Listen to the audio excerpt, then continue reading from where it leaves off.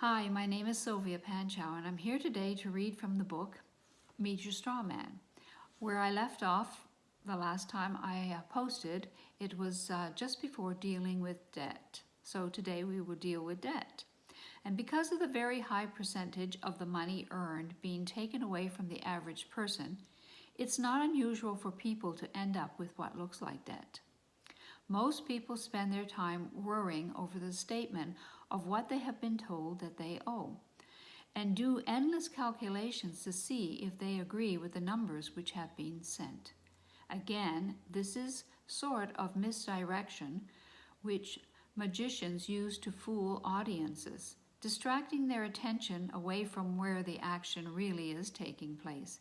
Here the question is really not how much is owed, but instead it is anything actually owed?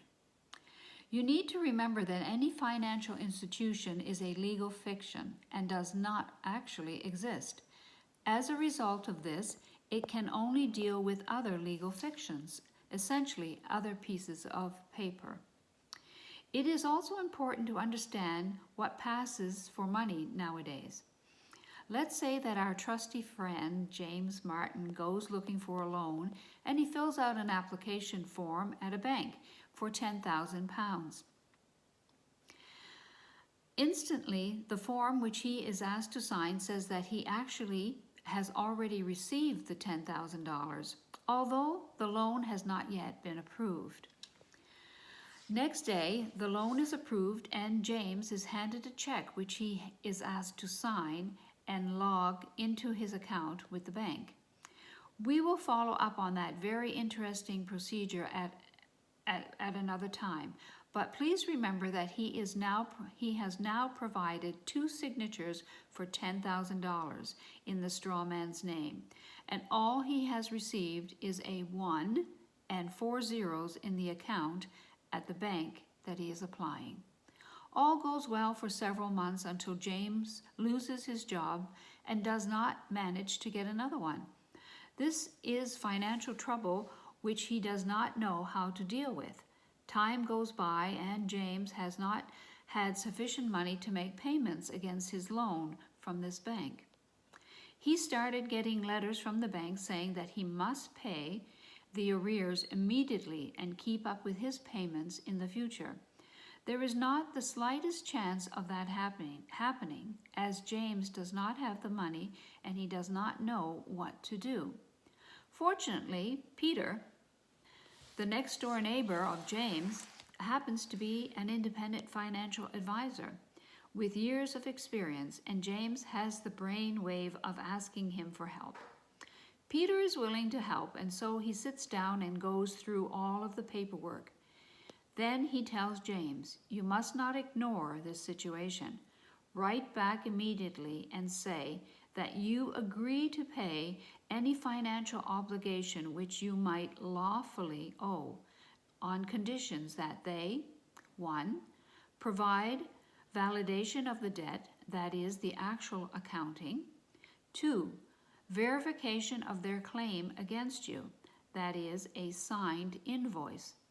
3. A copy of the contract binding both parties, you and them, and send the letter by registered mail delivered so that he has an independent witness to it having been delivered. Every letter that you write should be marked clearly without prejudice, which means that you reserve all your lawful rights and accept no contract unless it is shown to be lawful by meeting the 4 conditions essential to a lawful binding contract, namely, full disclosure. You were not told that you were actually creating the credit with your signature. 2. Equal consideration. They brought nothing of value to the table and so have nothing to lose. 3. Lawful terms and condition. Yours are actually based on fraud. And 4. The signature of both parties Corporations can't sign because they have no right or mind to contract, since they are soulless legal fictions, and so no third party can sign a contract on their behalf. Peter then tells James that agreeing to pay, provided the evidence of a lawful debt can be produced, stopped him from being taken to court, because courts only adjourn between parties who are in dispute. And as James has agreed to pay, there is no dispute. So the court can only accept any application for a hearing that where they have agreed that there is a dispute.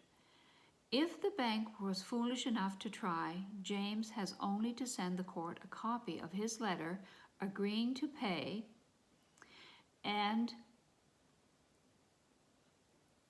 the case would be thrown out immediately, and the bank might well be penalized for wasting court time. The bank is now in trouble, as it has been running a con game on James, and so can't produce the document for which James has asked.